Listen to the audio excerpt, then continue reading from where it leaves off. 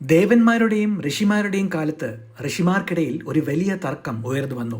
ത്രിമൂർത്തികളിൽ ആരാണ് പരമാത്മാവ്? ഉത്തരം കണ്ടെത്താനും 3 ദേവന്മാരെ പരീക്ഷിക്കാനും ഋഷിമാർ മുനിയായ ഭൃഗുവിനെ തിരഞ്ഞെടുത്തു. ഭൃഗു ബ്രഹ്മലോകത്തേക്ക് പോയി. അവിടെ എത്തിയപ്പോൾ അദ്ദേഹം ബ്രഹ്മാവിന്റെ മുമ്പിൽ വണങ്ങിയില്ല. ഈ അനാദരവിൽ ബ്രഹ്മാവിന് ദേഷ്യം വന്നെങ്കിലും തന്റെ മകനായതിനാൽ ബ്രഹ്മാവ് സ്വയം നിയന്ത്രിച്ചു.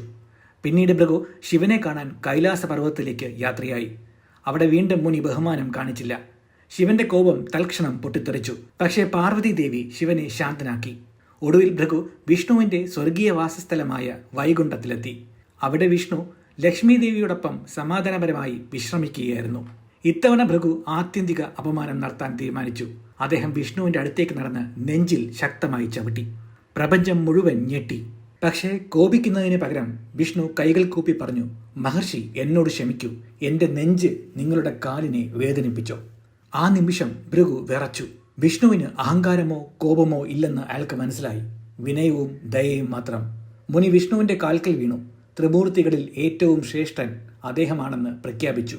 ഭൃഗു തന്റെ ഭർത്താവിന്റെ നെഞ്ചിൽ ചവിട്ടിയത് ലക്ഷ്മി ഒട്ടും സഹിച്ചില്ല. ചവിട്ടി അപമാനിച്ചതിനാൽ ലക്ഷ്മി ദേവി വളരെയധികം വേദനിച്ചു. കോപവും ദുഃഖവും കൊണ്ടവൾ വൈകുണ്ഠം വിട്ട് ഭൂമിയിലേക്ക് ഇറങ്ങി. ഐതിഹ്യമനുസരിച്ച് ഈ വേർവരിയൽ പിന്നീട് തിരുമലയിൽ വിഷ്ണു വെങ്കടേശ്വരനായി അവതാരമെടുക്കുന്നതിലേക്ക് നയിച്ചു.